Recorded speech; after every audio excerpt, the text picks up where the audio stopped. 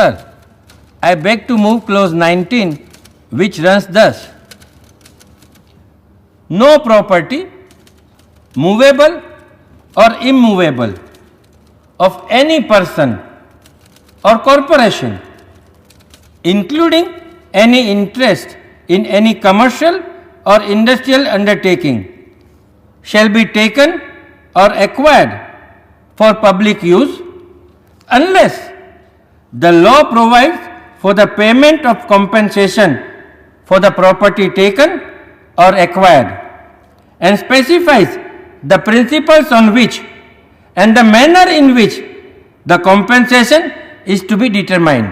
सभापति महोदय, आपके आदेश से मैं एक संशोधन पेश करना चाहूंगा कि खंड 19 में मुआवजे से पहले शब्द उचित जोड़ लिया जाए. Sir, when we are acquiring landed property from a zamindar, we need not pay as much as he wants. We need pay only what is reasonably required to enable him to maintain himself and his family for 1 or 2 generations. But if a poor man's property is acquired for a particular purpose, the government must pay him cost of the land and something more even. And once you acquire land, you must see that the tiller of the soil is made the owner of the land. Then alone will we be able to give encouragement to the toiling farmers and make them increase the produce and the national wealth. अध्यक्ष महोदय, इस मौजूदा clause का प्रभाव तो उल्टा पड़ेगा हम पर. इससे तो इन मुट्ठी भर जमींदारों को फायदा होगा और देश के करोड़ों गरीबों और भूमिहीनों के सामाजिक न्याय का सपना टूट जाएगा. सभापति महोदय, संशोधन में शब्द मुआवजे के साथ शब्द उचित जोड़ने की मांग की गई. हम सभी जानते हैं कि बहुत से लोगों ने अपने देशवासियों के साथ द्रोह किया, गद्दारी की और इस सिलसिले में बड़े बड़े इलाके पाए. जमींदारी की जिन्होंने ये रियासतें देश के साथ विद्रोह के एवज में पाई हैं, वो आजकल जस्ट कंपेंसेशन चाहते हैं. Just compensation. Does it mean that where property is to be acquired for public use, compensation should be paid, or that property should not be acquired except for public use and then compensation should be given? And if the government makes a tenancy law, is that public use or not? मान लीजिए सरकार Connaught place के सारे मकानों का उनके मालिकों से अधिग्रहण कर लेती है और फिर इन्हें उन्हीं किराएदारों को दे देती है जो वहां बरसों से रहते आए हैं. तो पहला कदम हुआ अधिग्रहण और दूसरा हुआ डिस्ट्रीब्यूशन. तो इस तरह का अधिग्रहण इस अनुच्छेद के अंतर्गत आएगा या नहीं? Most certainly. यदि ऐसा है तो मैं इसके खिलाफ हूं. मैं हर उस अधिग्रहण के पक्ष में हूं जहां पब्लिक यूज का मतलब हो सरकार के काम के लिए प्रॉपर्टी का एक्विजिशन. पर एक मालिक से लेकर दूसरे मालिक को दे देने के लिए किसी की प्रॉपर्टी या घर हथिया लेना, ये मैं इसके खिलाफ हूं. May I tell you, there is a slight change in the language here. The words just compensation have been used instead of the words compensation. By using the words just compensation, you have made it open to question in a court of law. In that case, we will drop the word just. It's just a matter of adjustment. Half a loaf is better than no loaf. अब बारी थी सदन में बहस की. जमींदारों ने ठान लिया था कि कबहू न छोड़ें खेत और बदलाववादी लगे हुए थे सैकड़ों सालों से जमी हुई इस व्यवस्था को तोड़ने में. Sir, this compensation clause does not cover zamindari alone.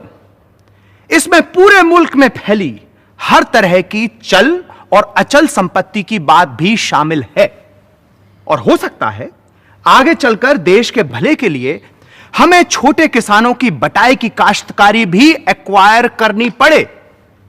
तो क्या आप उस दिन उन्हें जस्ट कंपनसेशन नहीं देंगे?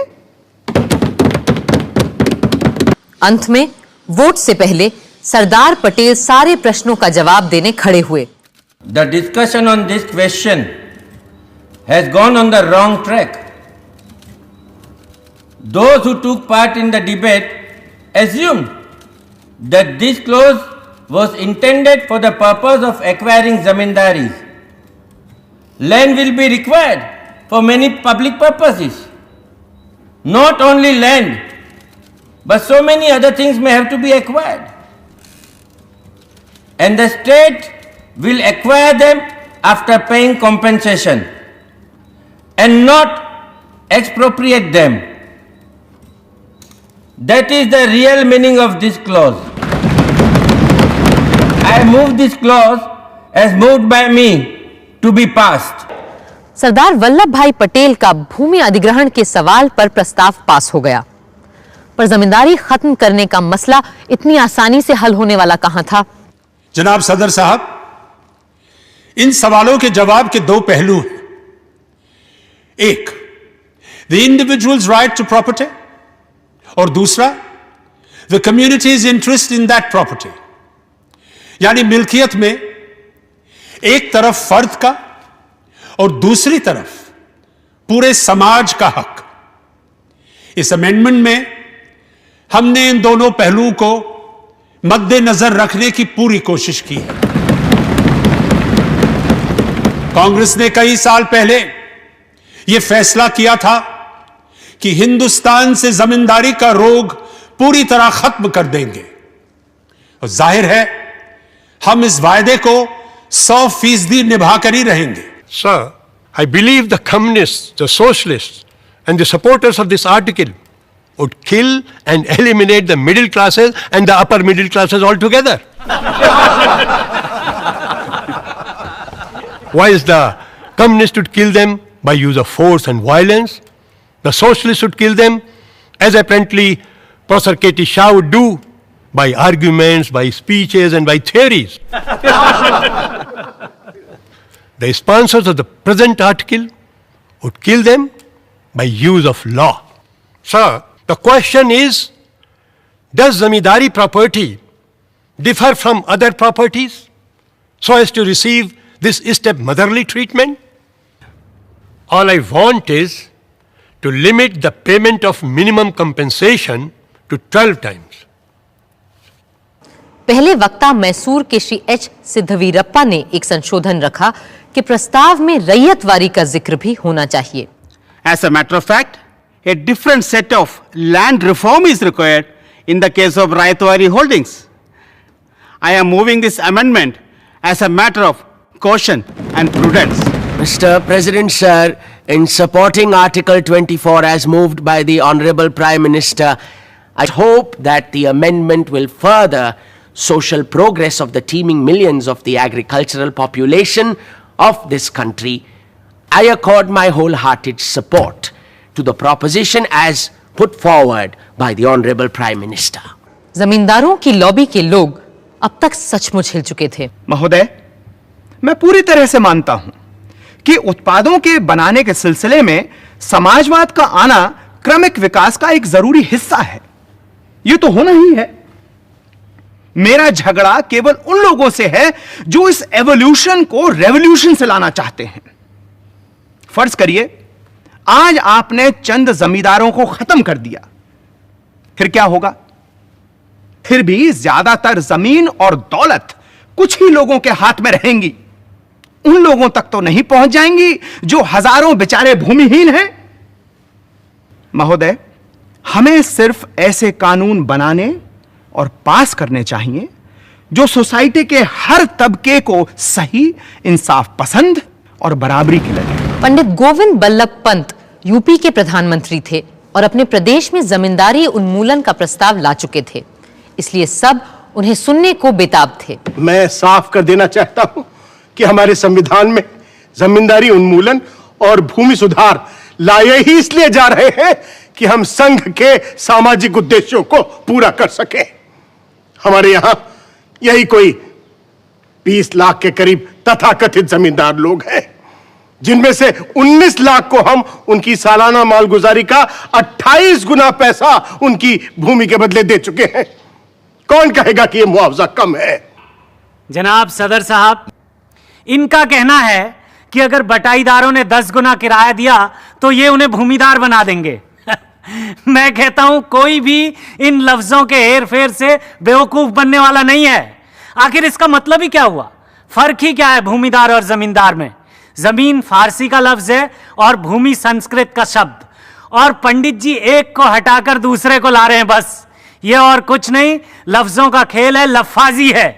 ये भूमिदार और कोई नहीं, कल के जमींदार ही होंगे, और चंद जमींदारों के बदले हम बहुत से भूमिदारों को खड़ा कर देंगे बस। मौलाना हसरत मोहानी की सारी कोशिशों के बावजूद प्रस्ताव तो पास हो गया और फिर खड़े हुए पंडित नेहरू और श्री के.एम. मुंशी अंतिम संभाषण के लिए। The next speaker is Pandit Jawaharlal Nehru. If you will permit, sir, my honorable colleague, Mr. Munshi, would reply.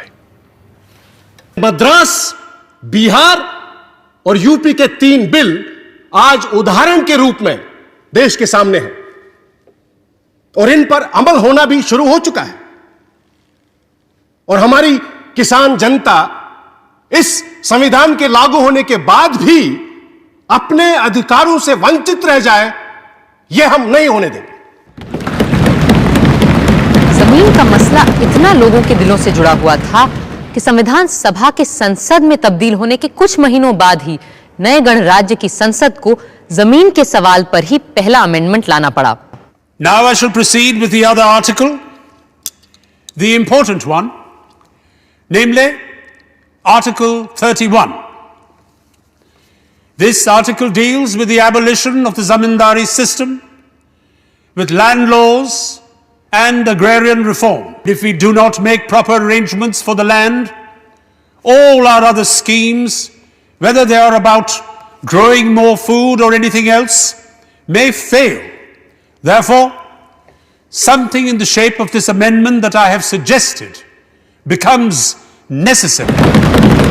प्रधानमंत्री पंडित जवाहरलाल नेहरू के प्रस्ताव का विरोध करने खड़े हुए डॉक्टर श्यामा प्रसाद मुखर्जी, जो कुछ ही महीनों में जनसंघ की नींव रखने वाले थे। There is only one party ruling India today.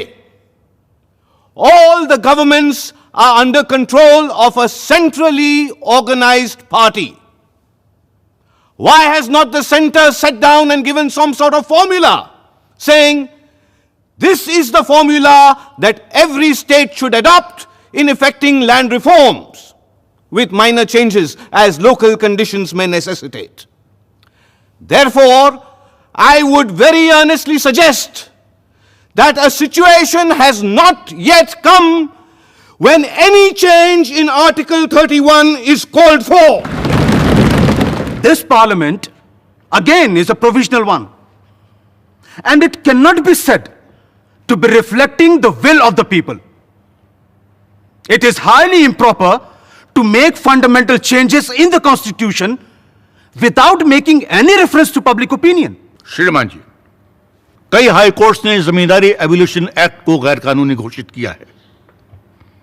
Bihar प्रांत में तो जमींदारी को ही कानूनी तौर पर गैर कानूनी घोषित कर दिया गया।